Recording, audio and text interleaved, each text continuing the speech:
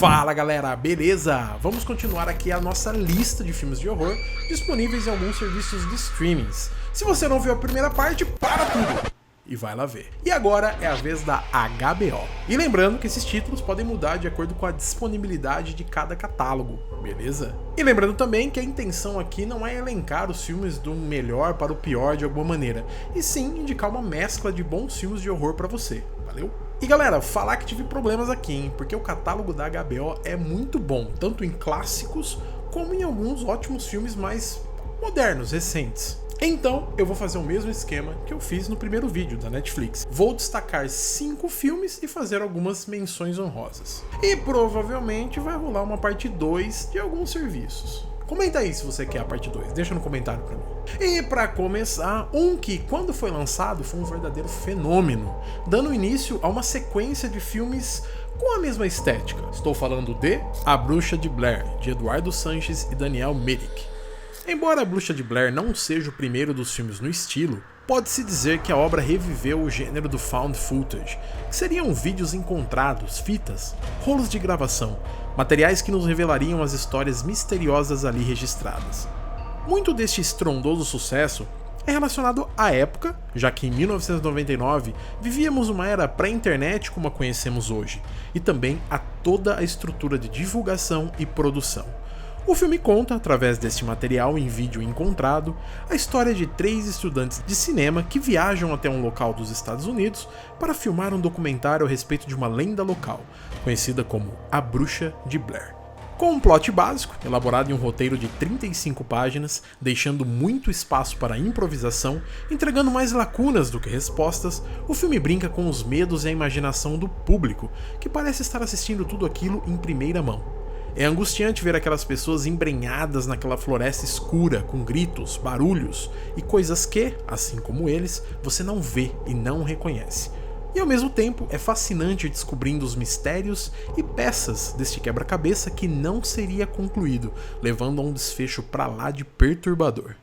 A Bruxa de Blair é um clássico moderno, sendo sempre citado quando alguma obra do mesmo estilo é lançada. Então vale muito a pena ver e conhecer este título. E falando em clássico, A Hora do Pesadelo 3, Guerreiros dos Sonhos, de Chuck Russell.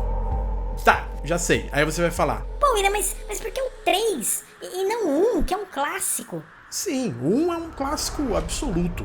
Dirigido e escrito por Wes Craven, foi a obra que nos apresentou o monstro icônico Fred Krueger, o maníaco com suas luvas de lâminas que atacava jovens em seus sonhos. Ok, mas não vamos falar dele agora, se é que vocês me entendem. Então assistam um também, ele tá na HBO. Inclusive a HBO ela tem um catálogo Hora do Pesadelo muito bom, praticamente a série toda. Maratonem, assistam. Decidi indicar o 3 porque, convenhamos, depois do 2, que é fraco, inclusive com Craven se negando a participar da sequência, porque era algo que ele não queria que aquilo se tornasse uma franquia, inclusive negou publicamente as ideias do roteiro.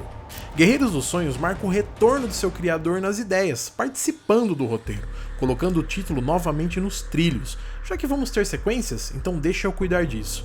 Aqui encontramos uma já adulta Nancy Thompson, que depois de sobreviver aos ataques do primeiro filme, se tornou uma espécie de especialista em sonhos e trabalha com jovens em um sanatório, ajudando essas pessoas a combater os seus pesadelos e, consequentemente, Fred. Tudo muda quando um de seus pacientes é sequestrado. Então ela se junta a um grupo de jovens para enfrentar Fred em seu próprio reino, o mundo dos sonhos. Aqui temos a essência do que é a Hora do Pesadelo. Jovens sofrendo de seus dilemas com um monstro à espreita em seus sonhos. Mais do que isso, jovens desajustados, cujas fraquezas, vícios e problemas pessoais são utilizados por Fred para aumentar o seu sofrimento. A Hora do Pesadelo 3, Guerreiros dos Sonhos, é um horror que une drama e fantasia, é um dos títulos que fixam a icônica imagem de um dos maníacos mais conhecidos e assustadores do cinema. E de clássico para clássico, um dos maiores. Uma obra que elevou o nível do cinema de horror para os blockbusters, os arrasa-quarteirões. O Exorcista, de William Friedkin.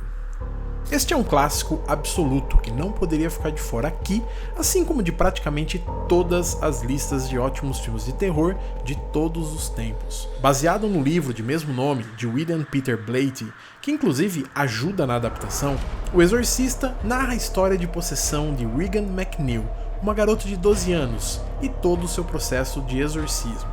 Visualmente poderoso com suas icônicas cenas da garota possuída, O Exorcista trata de um tema sensível, incômodo, ligado a questões religiosas. Com uma história original baseada em um suposto exorcismo real, a adaptação aborda este processo de forma dramática e visceral, fato que torna tudo mais assustador. Inclusive, todas as informações a respeito do processo do exorcismo são reais. Uma direção segura, boas atuações, ótima maquiagem, atmosfera pesada e desconfortável, e uma edição de som sinistra, fazem desta obra um dos marcos do gênero. Indispensável. O Exorcista é uma obra que, na época, elevou o gênero de horror a outro nível, a outro patamar, sendo um sucesso estrondoso, se tornando um dos filmes de terror de maior bilheteria de todos os tempos, e um dos primeiros blockbusters. Rótulo que oficialmente depois ficaria com um certo filme aí de um animal que atacava uns banhistas desavisados na praia. E ele vai estar em outra lista. Agora, para continuar na esteira dos clássicos, vem um, só que com sua adaptação mais recente, já que ele teve uma excelente adaptação para a TV nos anos 90, com o saudoso Tim Curry. Estou falando de It 1 e 2, de Andy Muschietti. Aqui, vamos colocar as duas partes juntas, até porque é apenas uma história. Inclusive, poderia ter sido apenas uma obra, de 3, 4 horas, que seja. Seria muito mais potente, mas It a Coisa adapta o clássico de Stephen King de mesmo nome, publicado em 1986, uma obra seminal na carreira do autor, considerado por muitos a sua obra-prima, assim como uma das obras-primas do medo. Aqui acompanhamos a história de 7 personagens em 2 momentos. Este grupo ainda criança, sendo aterrorizado pela criatura Pennywise, que aparece na forma de um assustador palhaço, e adultos, precisando confrontar medos e traumas do passado em um confronto final contra o monstro. It é um ótimo filme que adapta uma obra poderosa. Conflitos do passado, perda de inocência e o mal que se alimenta de todo esse sofrimento. O filme tem elementos que são básicos ao terror, principalmente ao horror essencial: crianças, monstros, medos, palhaços e balões. Destaque para a excelente interpretação de Bill Skarsgård, que deu vida ao vilão Pennywise. Assista as duas partes em sequência. A primeira é melhor que a segunda, mas a soma do todo é um clássico. E falando em clássico, mas espera, acho que eu já falei isso. E aqui temos outra obra de King. Galera, confesso que não foi de propósito, mas não tem como deixar esse título de fora. É O Iluminado, de Stanley Kubrick. Aqui temos um caso curioso, uma ótima obra original que faz nascer um dos clássicos do terror do cinema, um grande escritor e um grande cineasta. Porém, King odeia a adaptação que Kubrick fez de sua obra. Mas primeiro, vamos falar um pouco do filme. O Iluminado conta a história de Jack Torrance e sua família, que se alojam no Hotel Overlook, pois Jack cuidará do local como um zelador no inverno, período em que o lugar fica fora de serviço. O que ele não sabia era que o hotel era um local assombrado e que iria drenar sua sanidade, utilizando de seus problemas pessoais para chegar até seu filho, Danny. Kubrick, meticulosamente, como de costume em sua carreira, constrói uma obra de horror artisticamente plástica, com enquadramentos, fotografia e sequências visualmente belas e icônicas. O Iluminado é um clássico, assim como O Exorcista, figurando em praticamente todas as listas de melhores filmes de horror de todos os tempos. Foi a obra que talvez na época tenha sido a que melhor tratou o gênero de forma criativa e artística. Mas então, por que King não gosta? King não gosta por conta da abordagem que Kubrick adotou para alguns de seus personagens, e principalmente para o desfecho da obra. Aqui não vou entrar em detalhes para não dar spoiler, deixo esse papo para outro vídeo.